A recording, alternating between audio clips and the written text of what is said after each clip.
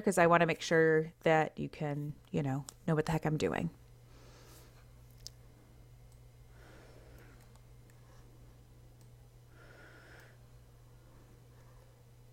Okay, anyone see the calculator?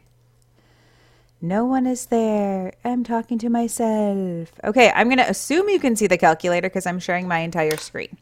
Okay, here it says, which is the solution set of the equation, blah, blah, blah, blah, blah, blah. Yes, you need to know how to factor, but I'm pretty sure you also get to use a calculator. So the graphing calculator is a godsend for solving almost like a third of the questions that are going to be on your final. The y equals button and the table are the two coolest things. The table you get by hitting second graph and it'll pull up the table. But first you need to have an equation. So right now from our packets, I'm doing question number 20. It says, what is the solution set of the equation 2x squared plus 3x minus 2? So I'm just going to go into my graphing calculator. My head keeps floating all over. And I'm going to type in 2x squared plus 3x minus 2. Enter. Okay, now I have it in. Now, if you can see, there's all these different things here. Like I could go up and I can click the arrow button, and if I hit enter, then it's not going to graph my line. If I hit enter again, you can see how it's a dark box. That means it can graph. I can go up and I can hit the enter here, and it can do shading and things like that for me. We don't need any of the fancy stuff for what I'm teaching you today, but those are some things that your calculator can do. For our purposes, once you type in the equation, what I want you to do is hit second table. And this is where everything is just like awesome. What you need to do is when it says, what is the solution set? You're looking for when do you get zeros. So if we see here, we see at -2, you are going to get a 0. So right away, because x at x equals -2, we have a 0. That is going to be our first one. So immediately we can eliminate C and D. So our next options are either +1/2 or -1/2. So because we know that it definitely works for -2, but we don't necessarily know if it works for +1/2 or -1/2. Then what you're going to do is you're going to click graph. And then, dude, all you got to do is zoom in. Here, you can clearly see it's at -2. The other place it crosses is on the positive side. So you know that it's got to be at the +1/2. So our answer choice is A. Now, technically speaking, if we didn't just graph it, you could have factored it. So we could have done it the long way. We could have done 2x here, x here. We know that this is negative, so we know our signs are different. One's going to be positive, one's going to be negative. We also know we're going to be subtracting our factors. Because this is 3, that means I have to put the 2 here, the 1 here. Because this is positive, this has to be +2. This is negative. I'm going fast on purpose. I'm not trying to teach you how to factor. Then when you solve it, look at all this process that we have to do to solve it. We're left with 2x equals 1, x equals +1/2. And then here, ooh, Jared, I just lost a kid, I'm sorry. And then here we subtract 2 and we get x equals -2. So if you love factoring, you can absolutely factor this equation and get the roots. You also, let's say I know some kids who hate to factor, but they really understand the quadratic formula. So they would just do the quadratic formula, x equals the opposite of b plus or minus radical, b squared minus 4ac all over 2a. And what they do is they just plug all this stuff in and solve it that way. You can also do that. But don't give yourself extra work. Learn how to use the graphing calculator. And that's a lot of what I'm going to show you today is how to utilize that graphing calculator to help you be the most successful. Let's take a look at another one. Here we have question 3. Now this one doesn't need a graphing calculator, but we still have to figure it out. The main thing that it's testing here is, do you know what the roots are? And basically the roots is what number would this be for it to be 0? And all we do is we set it equal to 0. And I specifically picked this because DOK 2 level questions, especially if you're one of my kiddos, you know about DOK levels. Remember, DOK level 1 questions are questions that are super easy, like what's 5 plus 2? 7. Not a hard question. Well, Jimmy went for a walk. When Jimmy was going for a walk, he saw 5 fish swimming in the lake, and then he walked another half mile and saw 2 more fish. It becomes more challenging. That's a DOK 2. When we take out the numbers and we only give you the variables, that also makes it more challenging. So that's kind of why I wanted to show you this equation. Here we have x plus b. Again, that just equals 0. So we subtract b from both sides, and we're left with x equals negative b. So this would be choice A. So really, it's just about taking your time and usually using the calculator. So let's also do that. And P.S., I believe your cell phones also have a widget, an app that's called Wabbit, Wabbit Emu. So if you want, you can go to your Play Store or your App Store and look it up. I do believe you have to download a mod, but I know you can also get the graphing calculator that way. Now that you can use it for your final, but if you're trying to do it at home. Okay, let's look at an example here. Dividing, I want to remind you first of all about the remainder theorem. Basically, the remainder theorem says if you have a long polynomial, and as I was talking in our thing on Saturday, I was like, if you have all this blah, blah, blah, blah, blah, blah, blah, blah, blah, blah, blah, blah, blah, blah, blah, lots of stuff, and you divide it by, let's get Jared in real quick. If you divide it by something small, if your remainder is 0, then it's a perfect factor. If your remainder is not 0, then what you're going to have to do is, Jared, honey, I'm just going to mute you real quick. Then what you're going to have to do is, and Wesley, let me mute you. Then you have to, that'll be a remainder. So if after you divide the long polynomial by something small and it equals something else, that means it's a remainder. And that makes sense. Like if you do 5 into 20, well, 5 goes into 20 4 times. It's a remainder of 0. So now we know 5 is a factor of 20. If we said, well, how many times does 5 go into 22? Well, we would get a remainder of 2. So we have leftovers. So we know that 5 is not a factor because there's leftovers. That's really what the remainder theorem is, but they just make it more complicated with polynomials. So if we go back to this question here, we have dividing a function. So we don't exactly know what the function is, but it says when you divide, and yes, I know this is a repeat because I want to refresh your memory before the Kahoot. When we divide the function by x plus 2, we get, x plus 3, we get 4. When we divide g of x by x minus 3, then we get negative 4. It wants to know what happens when we get all that substitution. Here's what you do. All you do is you take whatever is on whatever you're dividing by, okay? So in this case, our divisor is x plus 3. We set that equal to 0. And really remember, anytime we set things equal to 0, all we're really doing is just taking the opposite sign. So I don't really have to set it equal to 0. I can just take the opposite sign. But nonetheless, we're going to do it here. So when I take this opposite sign, let me do it over here too so we can do it systematically. What the remainder theorem says is once you've taken and figured out the 0, all you do is you substitute that number in for x. That's the remainder theorem. So here, I'm going to substitute that in for x. So we have this ugly thing, f of x divided by x plus 3 equals 4. How do we make it pretty? We set x plus 3 equal to 0, and we get x equals negative 3. Then we just sneak that negative 3 into the f part, and we have this beautiful, simple thing.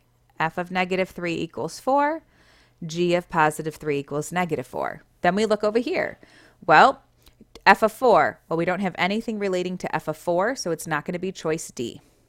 This says f of negative 3. Well, f of negative 3 equals 4. This says g of 3. Well, g of 3 equals negative 4. What happens when I add those two things up? Well, 4 plus negative 4 is going to give me 0, not 8, so it can't be choice C. It's not going to be choice B because I don't have anything with the f of 4s. And then as we already said, that when we add positive 4 plus negative 4, we get 0. This is definitely a type of question you might see, mostly because it lacks numbers. It's testing your conceptual knowledge. All right, let's look at another one. Now it says we've got all of this stuff, and this time we're dividing it by x plus 1. I got to show you the awesome trick. Okay, so there's the long way, and then there's the hack way. So the long way says you take x plus 1, you set it equal to 0, which means we're going to subtract 1 from both sides. And we get x equals negative 1. Then we take our x plus 5 squared plus our 4x minus 5, and we substitute in negative 1 every time we see x. Now again, this is another perfect step to use your calculator. You could type this whole long thing into the calculator, and if you do that, let's turn my calculator on, hit clear. I could make sure when I do it, I put in the parentheses, or else I will possibly get the wrong answer. Especially anytime you square a negative number, you want to make sure you put in the parentheses. So I can do that and get 7, which is the perfect answer right here. Yay, 7. That's one way to do this problem.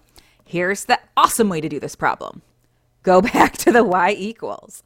When we go to y equals, I'm going to hit clear, so I get a fresh y1. I'm going to type this in exactly as they have it. X plus 5 squared plus 4x minus 5. Remember, our favorite buttons for all of these types of questions is second graph, because that's going to give us a table, second graph. So remember how up here we said that x equaled negative 1, right? Look at what you do. You go to the table, you find where x equals negative 1, and you look at the number next to it. Holy moly, what number is next to x equals negative 1? 7. Dude, remainder 7. It is that simple. Okay, now let's get some practice on. Okay, and actually I'm mostly doing the Kahoot so that we can, so I can have other examples for you. And I know some people like to play Kahoot. It's only 9 questions. Play. What? Play. I have so much stuff on my desktop.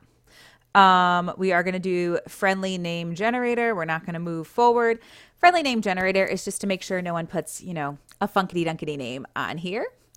So go ahead, and some of you who are watching like on a computer or a tablet, you can use your cell phone to log in. Hopefully at least one person will log in. I can log in. So that way we can look at the example questions.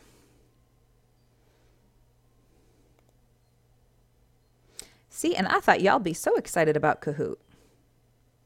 Let me log in.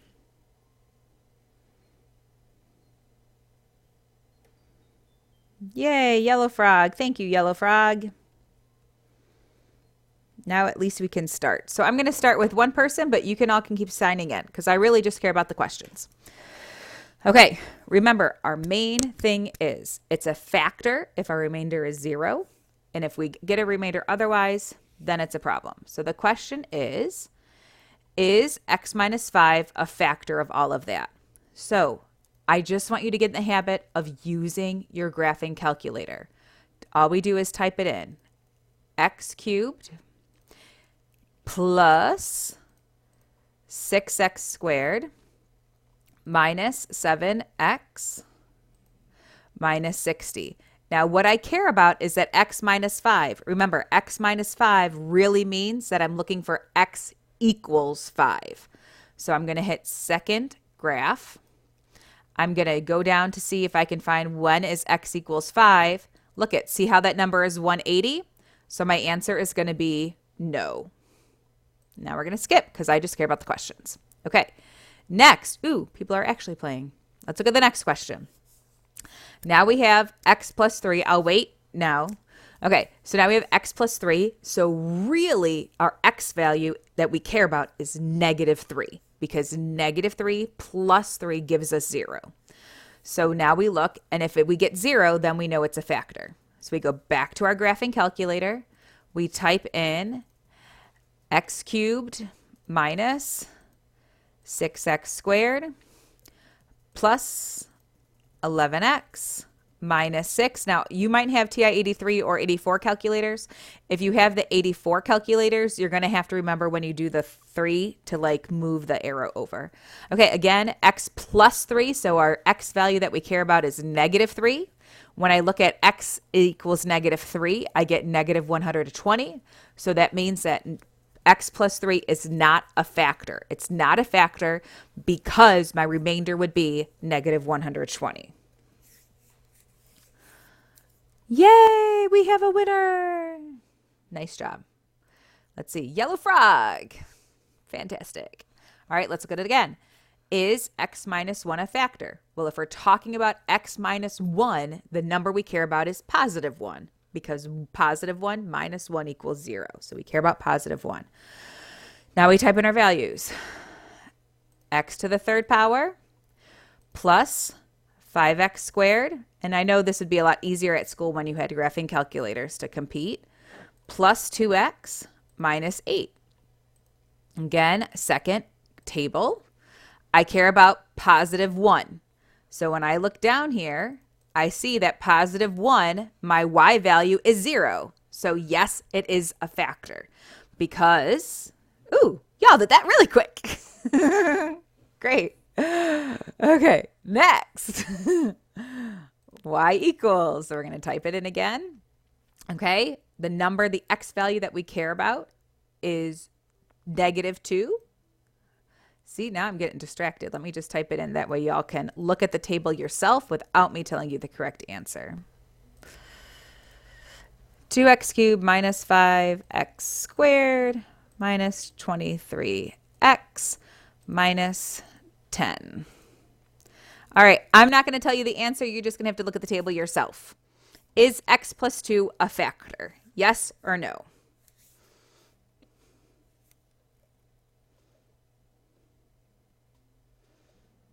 Okay, it is a factor. It is a factor because remember, when we say x plus 2, we care about the x. So really, x is negative 2 because negative 2 plus 2 is 0. So when I go to the table, I look for negative 2. When I get to negative 2, I see that y equals 0, so it is a factor. The trick is you always have to kind of look at the opposite number. That's what we're looking at, the opposite number. Ooh, Diligent Hair is in the running. Okay, now this says, what are the solutions? So what you would do here is you still type this in to y equals, but this time we look for every single time on the table that y equals 0. So all you do is you go down, okay, wow, y equals 0, so one of my roots is negative 2. Oh, y equals 0 at x equals negative 1. That's another root. Oh, y equals 0 at x equals 3. So my three roots are negative 2, negative 1, and positive 3. So in this case, it would be blue. So please click blue, our last people. Basically speaking, the trick here is when it says the solutions, it wants the exact x value. When it says factors, then it wants it to be like x, and then you switch the signs. So when it says solutions or roots, it wants the exact x value. When it says factors, that's when you're going to switch the signs. We're going to hit skip. Wait, what? Yeah, that one's wrong. Okay, which of this is not a factor? So we're going to go here. Now, this is when we're switching the signs. So we're going to first type it into the calculator, but then whatever number has the 0 next to it, we're actually going to switch the signs inside the binomial.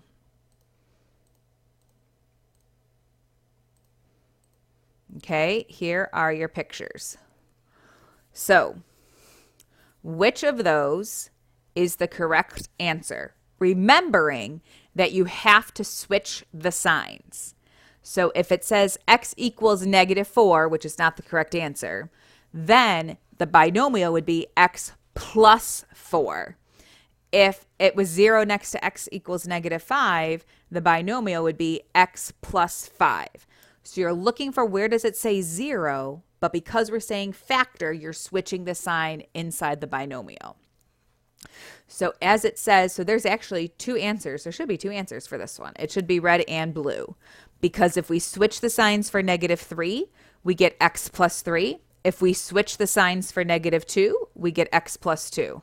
You know, this might be a funkity-dunkity one. And they said x minus 3. Yeah, that answer is also incorrect. Let's see. Oh, because it says which is not a factor. Ooh, I messed that one up. This is what I get for not reading it. Growth mindset. Okay, look at here. When I go to +3, I didn't even read the question. Which of these is not a factor? When I go to +3, do you see how it says -60? That's why it's not a factor, because all of the other ones, we did switch the signs, but it had 0. Oops, my bad. I screwed us up on that one. All right. What is the remainder when we have all of that and it's divided by -4? So again, we're going to go to y equals. Again, we're going to plug it into our calculator.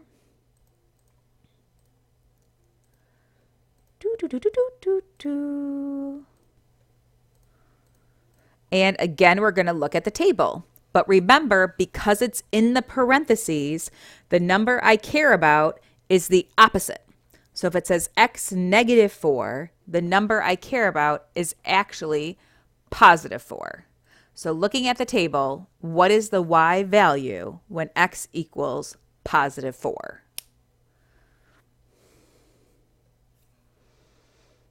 So I'm going to go down to x equals +4 because I have to switch the signs. And then I look at whatever the y number is. And I can see that it says y1 equals 48. So that means my remainder is 48. So pick green. Okay, I'm going to skip it in 4 seconds. Skip. Yay! Okay. What is the remainder when all of that happens? All right, so remainder, what does that mean? Plug it into the calculator. 2x cubed plus 5x squared minus 14x minus 8. And again, we look at the table. It says x is divided by, or when it's divided by the binomial x minus 4, because we have the parentheses, we switch the signs to get the number. So if it says x -4, we really are talking about +4, because +4 minus 4 is 0. So when I look here, I see +4 for x. So my y1 is 144. It's green again. Now we have our 3 peoples. There we go. Next. Excellent. Okay, last question. And then we have more problems to look at. What is the remainder when?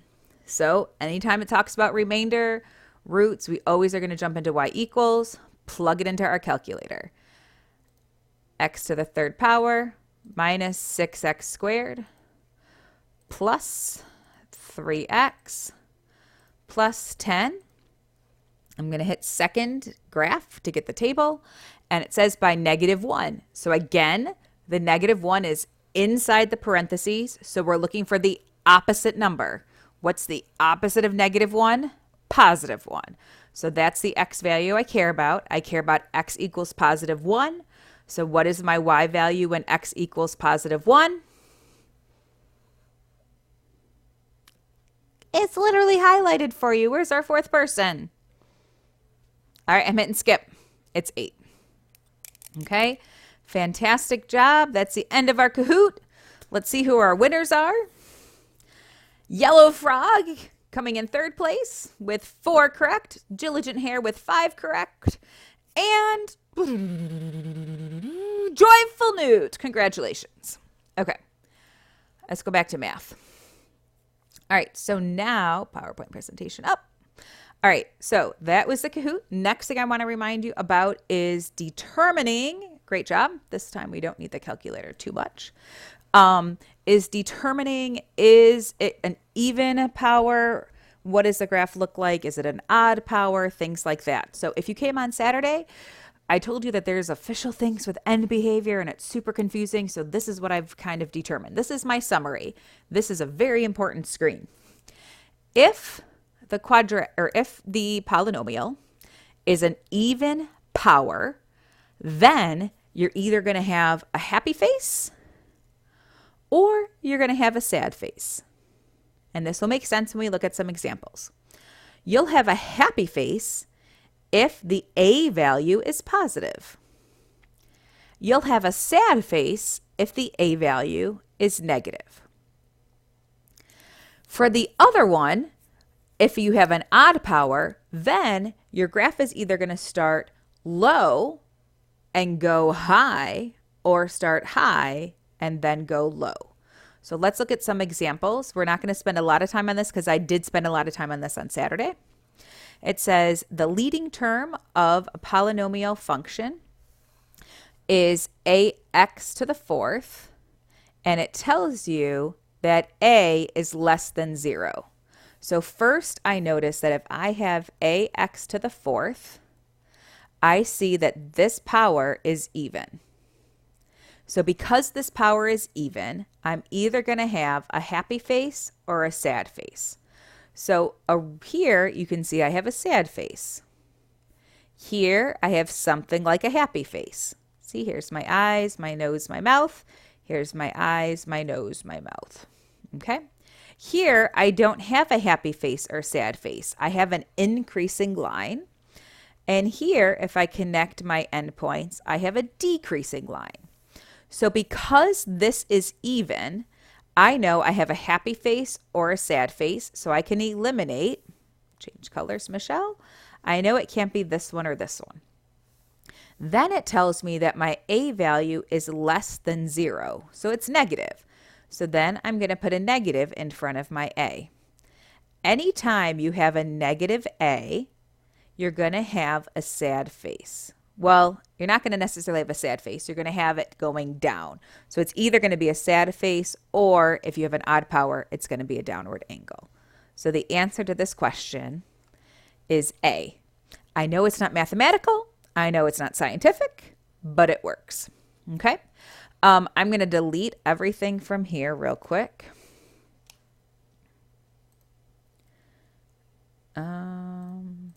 Except my graphs, because I want to show you something else. So if they give you the graph and you have to interpret it, the first thing that I do is I say, okay, is it a happy face, sad face, or a line? In this case, I know it's a sad face. So I know my power is going to be even. Then, because it's pointing down and it's sad, I know that my a value is going to be negative,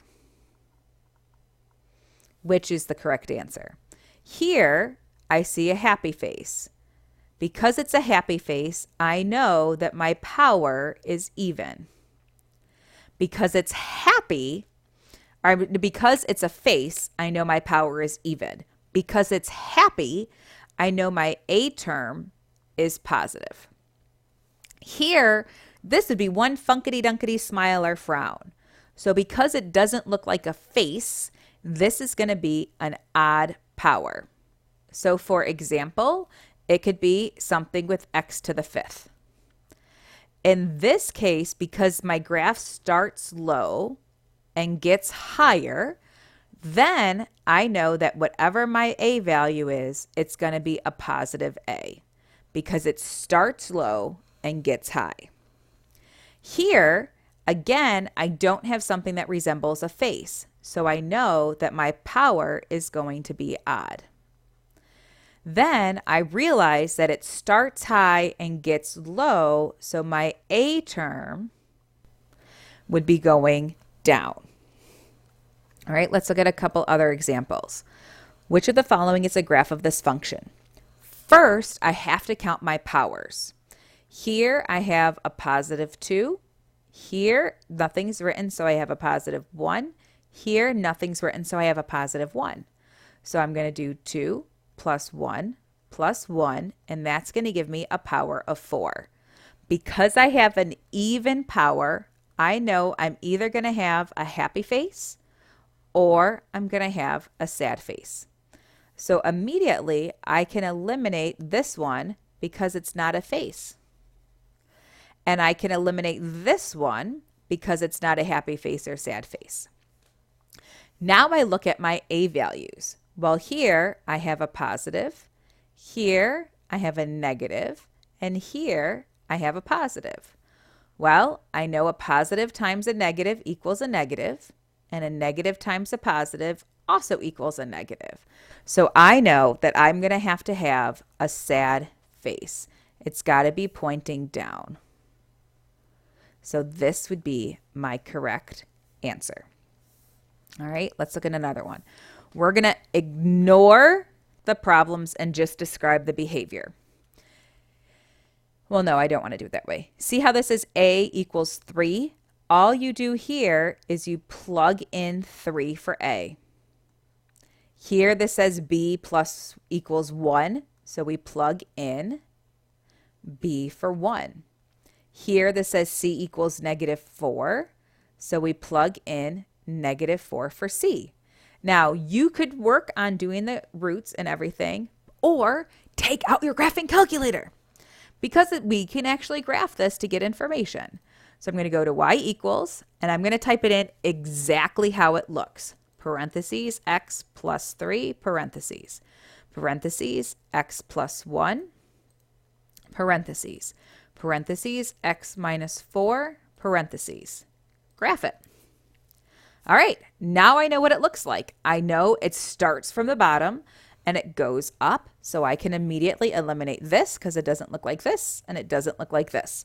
So now I'm stuck between B and C. Well, that's when we can look at our table. Second table, and we can see, well, at -1, it crosses the axis at 0. So I say, okay, well, here's -1 right here. Does the graph go through -1, 0? Nope. So it can't be this one. It's got to be choice C. So sometimes you have to do a little bit of work first, but if you use your graphing calculator, you can pretty much come up with the solutions. That, to me, algebra is so much easier than geometry because you could use your graphing calculator for so much. Let's look at another example. We go to the y equals and we type it in exactly, including with the parentheses. X minus 2 parentheses, x plus 5 parentheses, x plus 1 parentheses. Okay, then we graph it. Well, it's kind of hard to see it, so that's when you can zoom out. If you want, you can just hit the zoom button and hit zoom 3. And that'll take it out to give you more of a look. So now we know that it starts low, it bubbles up, it goes down. So that means right away, we eliminate A and D. Then we look at our table. Okay, if you want, you could zoom back in, and that's, I always do just zoom 6 to get back to standard. But the easier way to do it is to look at the table. Well, again, we can see at -1, the y value is 0. So we look at our graph and we say, okay, well, here, this is -1. Does the graph go through there? No. Here's -1 here.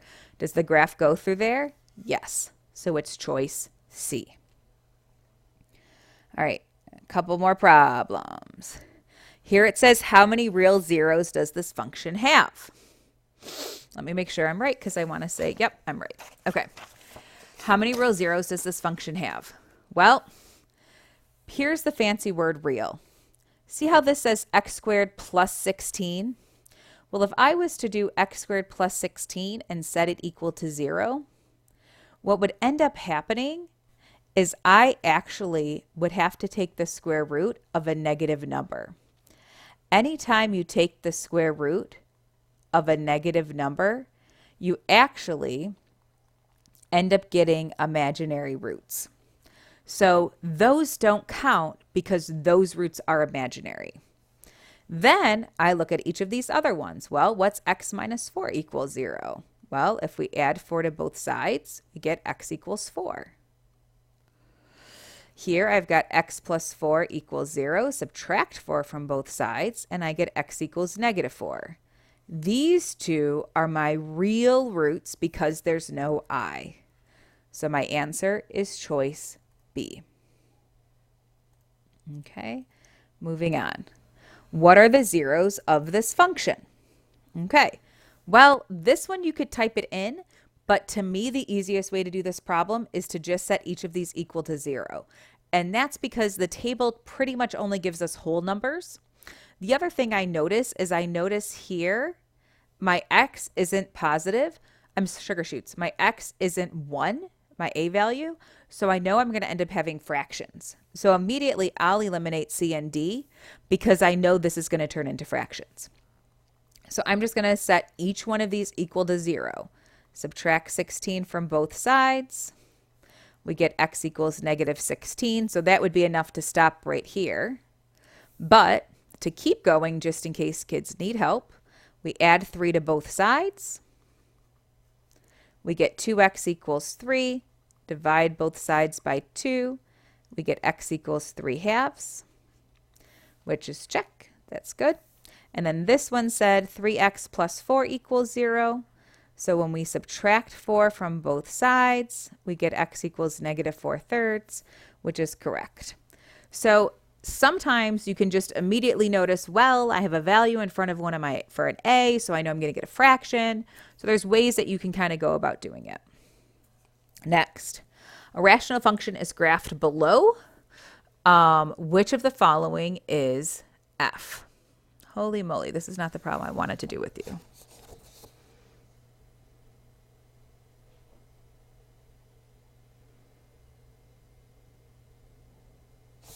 Okay, let's see. Let's eliminate 2 of them. So first of all, I am going to set each of the denominators equal to 0. So I see I have 2 denominators. One denominator I have is 3x minus 2 equals 0. And the other denominator that I have is 2x minus 3 equals 0. Okay, I can tell that this graph crosses past 1, and somewhere around here, there has to be a vertical asymptote. So first, I'm checking where is my asymptote. Well, here, if this was my asymptote and I had a denominator of 3x minus 2, then this would end up coming out as 2/3, and my asymptote would be at 2/3, which it's not. We know my asymptote is somewhere between 1 and 2, so I can eliminate choice B and choice C. So here, if I solve it this way to see what would I get x equals 3 halves, which we know is 1.5, which we know is between 1 and 2. So now I know my solution is either A or D. And then, now let's see what happens if we graph it. Here is one catch when you graph. Whenever you graph something that's a fraction, please, even if it doesn't seem like you need it, just put the numerator in parentheses. Technically speaking, in this problem, it wouldn't have made a difference. And then also put the denominator in parentheses. It's just going to help us better. This one I am going to graph just to kind of see. Now remember, anytime you have that straight line up, that's kind of what we're looking for. And as we can see, that graph really does match. So this is a good option. We can also see that at 0, 0, the graph goes through 0, 0. So I'm pretty sure this is the correct choice, but let's just double check it by graphing the other one. I'm going to use my arrows and then hit second insert to get that -2 in. Okay, and then let's graph that. Okay, we can see, and I'll zoom in so you can see it a little bit better. Do you notice how this point right here, it doesn't go through 0, 0, it goes higher up? Here, it goes through 0, 0, so the graphs don't match. So my process of elimination is first I looked at the asymptote, and I was able to eliminate 2 choices. Then I graphed it, and I was able to determine which of those made the most sense. Let's look at another problem. Oops. Okay, what are the asymptotes for this graph of the rational function below? Okay, so here, we're going to first graph factor. So we've got 6x. Actually, I'm going to skip this problem.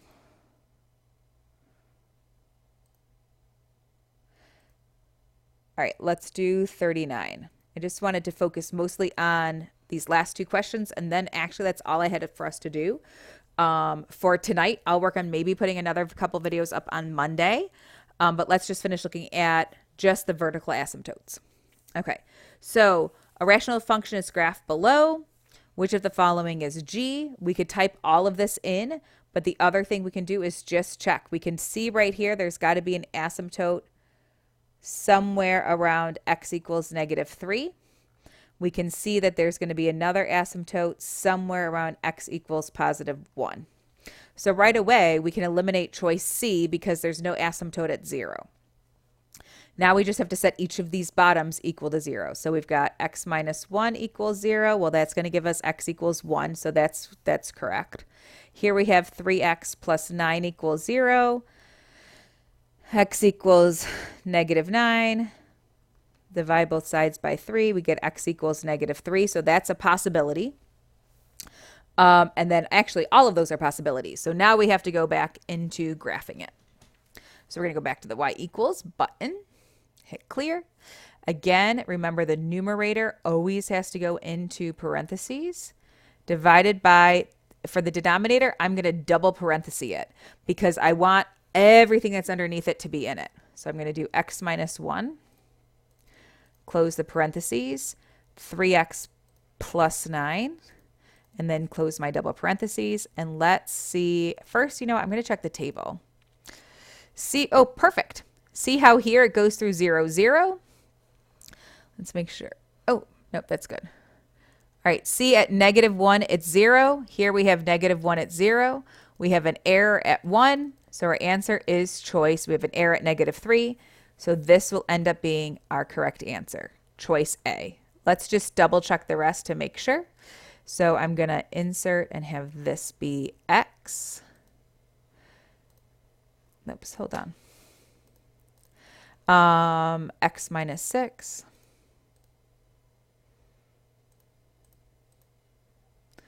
Let's delete the rest of these. And all of that should be in the numerator, so I should have put double parentheses in the graph. X times 6 divided by, yeah. Okay, so if we look at this and zoom out, we can see that our graph does not work. It's thinking. Our graph does not match. Well, eventually you'll see that the graph does not match because in our case, the graph starts over the x-axis, and then in our problem, it starts under it, and the same would also be true for letter D. All right, so guys, that is all I have prepared for today because I always have to learn how to do Algebra 2 before I teach it to you. I will put these notes online so that you have them for later. And that's pretty much it. So thank you so much for participating. And please continue going to go.math.com because there is videos that relate to the other standards that you need to know. And that's it. So I'll see you guys later. See you tomorrow. Bye.